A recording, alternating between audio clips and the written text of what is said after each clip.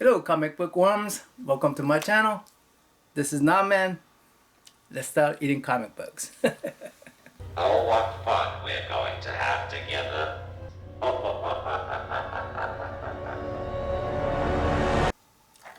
Alright, episode 21. I'm going to pick out five pairs, 10 books. Out of 10, I'm going to choose one. Uh-oh, I'm pulling out two here. So, okay. Old Man Quill. Okay, I like Old Man Logan's story, so maybe they have a good Old Man Quill story too. Inhuman versus X-Men. Interesting. Inhuman versus X-Men. Put this right here. By the way, let me see if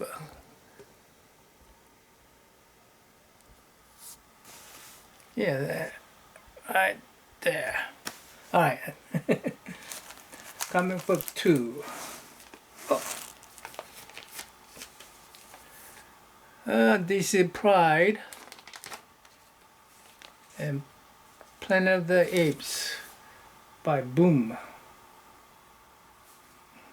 I wonder how they're going to handle this one. That's 2-pack. I'll pick up from that end. Guardian of the Galaxy, Old Man Quill, and Guardian of the Galaxy. Issue number 1, and the Trial of the Magneto. These are pretty recent comic books, both of them. Somewhere in the middle this time. Oh, okay. DC, I finally got DC comic book. Justice League Odyssey 1.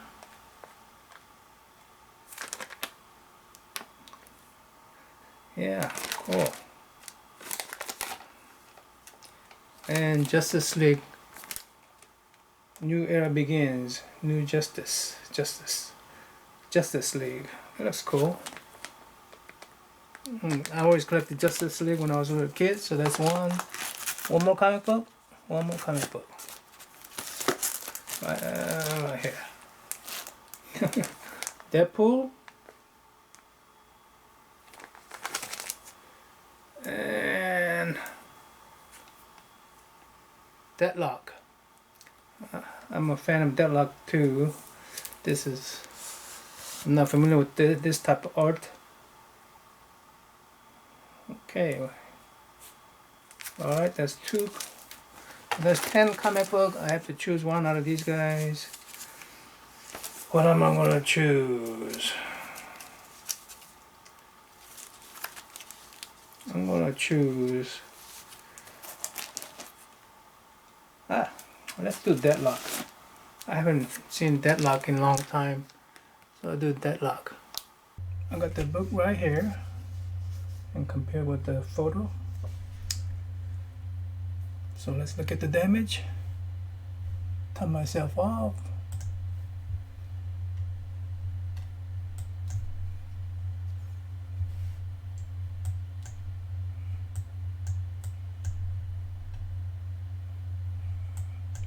One, I don't think that's damage. Yeah, that's that one. Looks like there's a blue, this blue color right there. 1,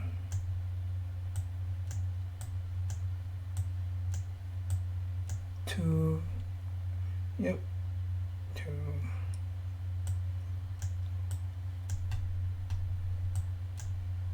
Little rounded edge here, 3.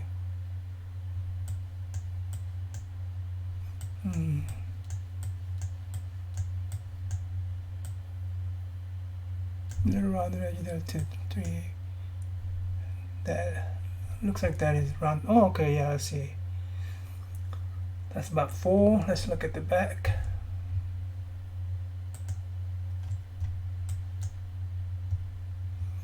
That looks like a scruff.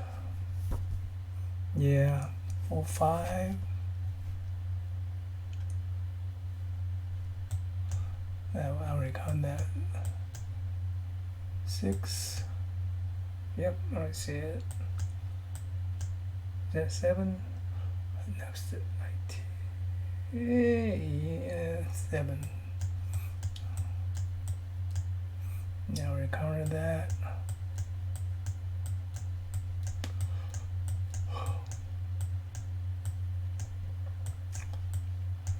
That's just, yeah. Ooh, wait a second. Yeah, see a little bend. It's not a color breaking bend like that one shows. 8. Ooh, okay, I see the bend right here like this, and bend right there. Let me compare with my comic book. Yeah, I see the bend. You have to hit the light just right, but it's not color breaking. 6, 7, 8, 9. That's 8, 9. So this book is about 9.0, I say 9.0.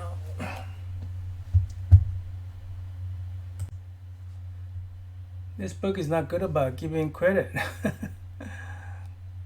I recognize Jay Lee's as a cover artist, but I didn't recognize this. I had to look it up. Joe Quesada. I'm sorry, I'm butchering his name, but anyway. Quesada. Cover is a awesome cover. They made the color in the background just one color to show off all these attachment this guy has, this cyborg has. I mean, it's a really cool cover. So yeah, I'm very impressed with the cover, how it's been done. I'm always impressed by Jay Lee's cover art, but I don't know what kind of influence Joe Quesada had, but it looks different than usual Jay Lee's cover. Anyway, so beautiful cover.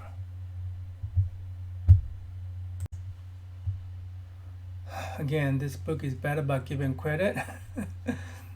Credits are at the end, so it's very confusing. I'll show you what I mean. Anyway, it's showing very gritty world here. I think it meant to do that, so that's good. You know, very gritty. There are buildings and flying vehicles. Remind me of Blade Runners, doesn't it? Very dark. Yeah, like Blade Runner. You look at the background. No Japanese characters, Chinese, Korean characters, but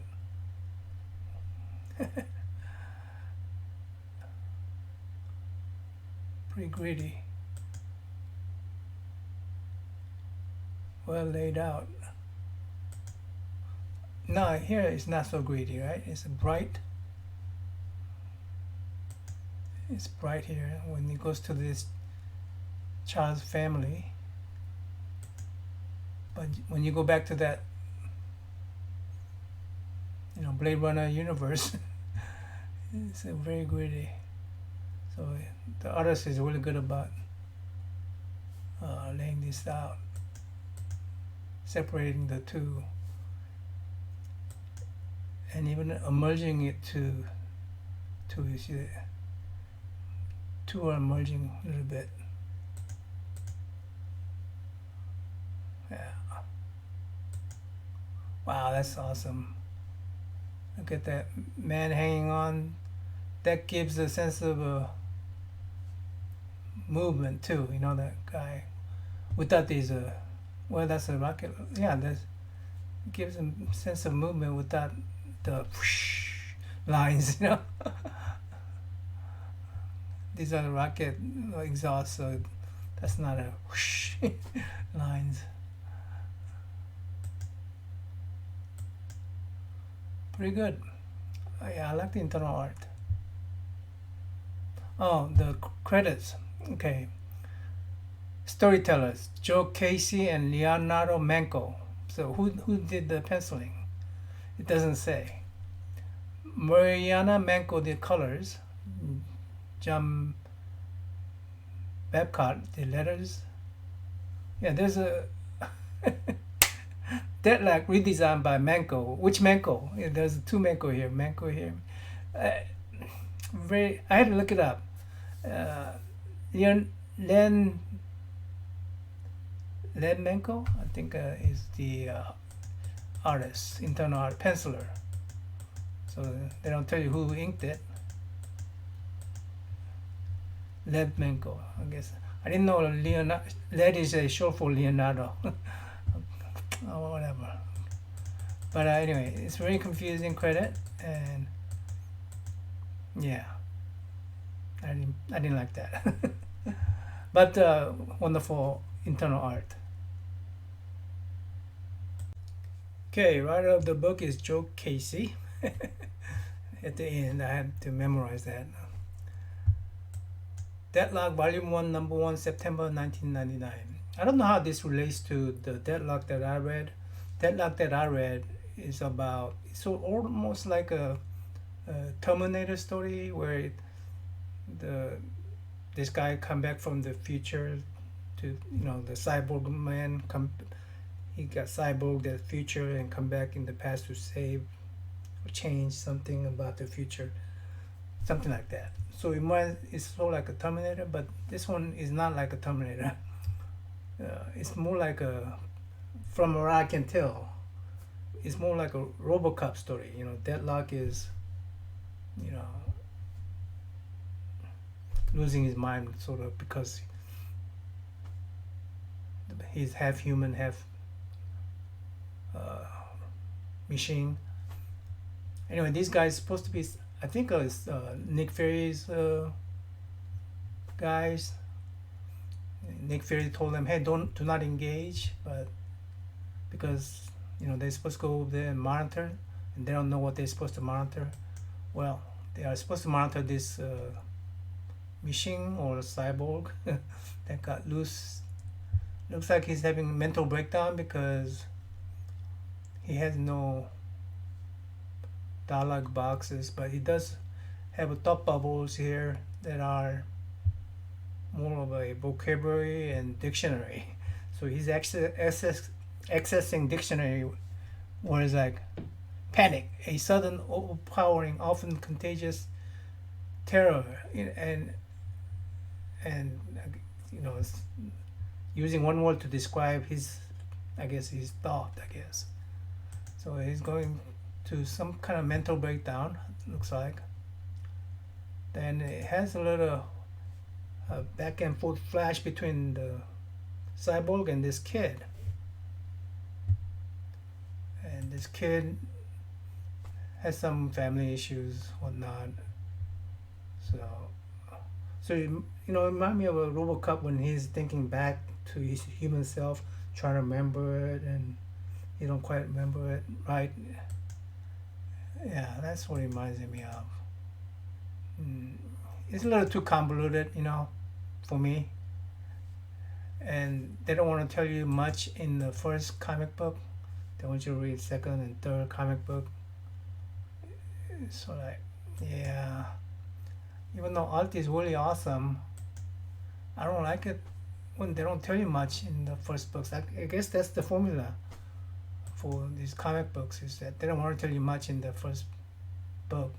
They want to confuse you and make you curious, but I'm not so curious that I want to read it.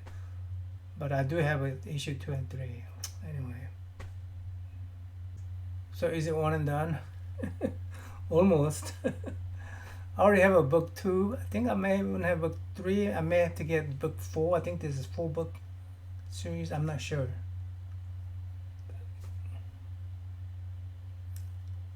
Yeah, almost one and done. Only reason not one and done because I already have book 2. Maybe 3.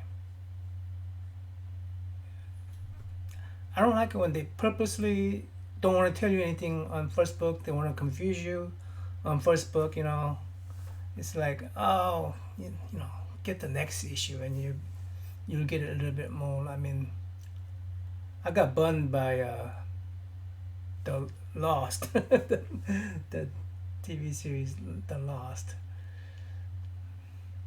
Anyway, it's alright. I mean, art is good, so. Almost one and done. Till next time, I'm out.